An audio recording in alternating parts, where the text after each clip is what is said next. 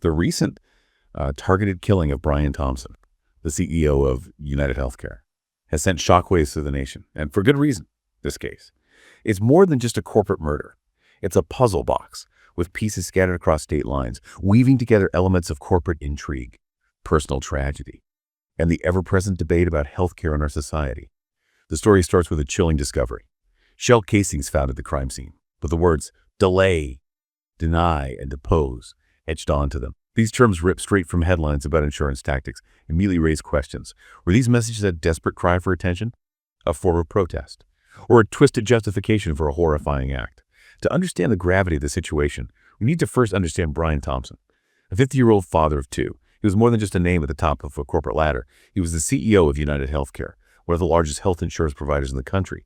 His decisions impacted the lives of millions, and his death has left a void in the industry. Thompson was en route to an investor meeting for UnitedHealth Group, the parent company of UnitedHealthcare, when he was shot outside the Hilton Hotel in Midtown Manhattan. The fact that he was targeted while heading to such a crucial meeting adds another layer of intrigue to the case. Was this simply a random act of violence? Or was there a more sinister motive at play? The details of the attack itself point to a premeditated hit. The shooter, lying in to wait for Thompson, used a pistol equipped with a silencer, suggesting a desire for a clean and quiet execution. This wasn't a crime of passion. This was a carefully planned and executed act. Now, let's talk about the suspect. 26-year-old Luigi Mangione, on the surface. His background seems at odds with the crime he's accused of. An Ivy League graduate from a wealthy family, Mangione earned both his bachelor's and master's degrees from the University of Pennsylvania. He seemingly had every opportunity for a successful and comfortable life. What could possibly connect this privileged young man to the murder of a health insurance CEO? There are some intriguing clues, starting with Mangione's family ties. His sister is a doctor, so intimately familiar with the inner workings of the healthcare system. And then there's Mangione himself. He reportedly suffers from chronic back pain, even posting an X-ray image of his spine with screws on his social media. This hints at a personal experience with the healthcare system, one that might have left him feeling frustrated, powerless, or even betrayed. While back pain alone doesn't make someone a murderer, it does raise questions about a possible motive. Could Mangione have been seeking revenge for something that happened to him or his sister within the healthcare system? The events leading up to Mangione's arrest were nothing short of traumatic. He was apprehended at a McDonald's in Altoona, Pennsylvania, after an employee noticed him acting suspiciously and alerted the authorities. He was carrying a backpack containing a gun, a silencer, and ammunition. And here's where a simple act sealed his fate. When he removed his face mask at the request of the officers, he immediately recognized him as the person of interest in Thompson's murder. This seemingly insignificant action, taking off a mask, exposed his identity to the officers who had been searching for him. It's a reminder that even the most meticulous plans can be undone by the smallest of details. It seems Mangione fled New York by bus shortly after the shooting, managing to evade capture for several days. He even used a fake ID to check into a Manhattan hostel, later in Pennsylvania. This guy was clearly trying to cover his tracks, but he ultimately left a trail of breadcrumbs that led right back to him. Mangione's arrest sent shockwaves through his community. His family, in a statement expressing their disbelief and sorrow, offered prayers for Thompson's family, while maintaining they were completely blindsided by these events. The image of a promising young man from a good family, now accused of murder, is a stark reminder of the hidden complexities that can lie beneath the surface. What's particularly unsettling is the discovery of a manifesto, allegedly written by Mangione, that rails against the healthcare industry. This document adds a chilling layer to the case, suggesting a level of premeditation and potentially a deeper, more ideological motive than just personal revenge.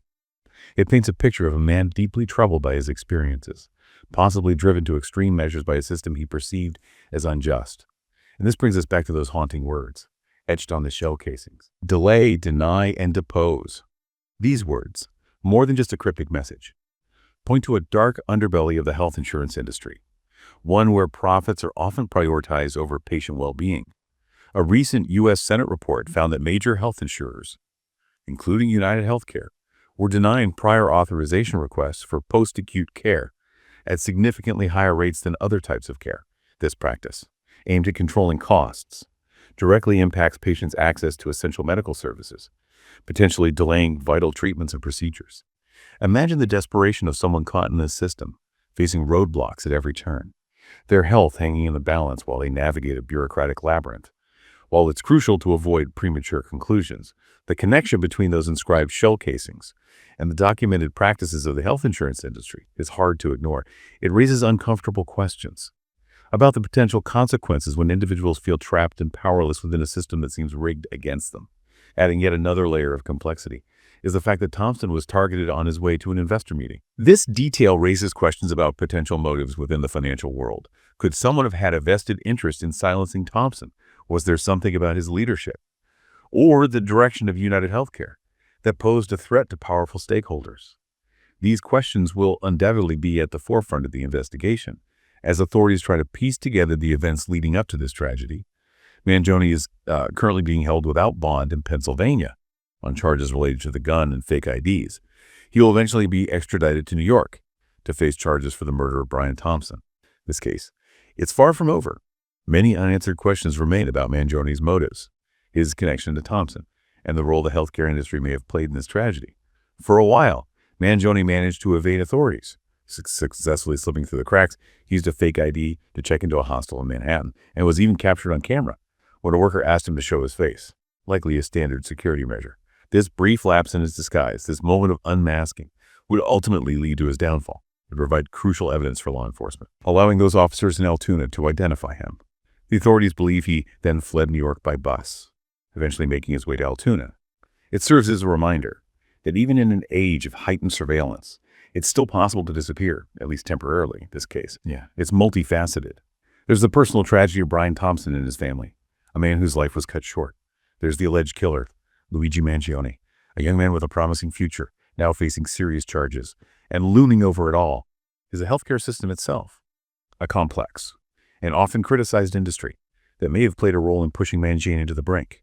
Those three words, delay, deny, depose, etched on the shell casings, seem to speak to a growing sentiment, a frustration with the system that can feel impersonal and unyielding. Was this a calculated act of protest or a desperate cry for attention? We may never fully grasp the depths of Mangione's motivations. This case goes beyond the headlines. It compels us to confront uncomfortable truths about access to healthcare, the immense power held by insurance companies, and the desperation that can arise when individuals feel trapped by a system that seems designed to work against them. This story will linger long after the news cycle moves on, forcing us to examine the human cost of our current healthcare system and the desperate need for change. Goodbye, and see you in the next video.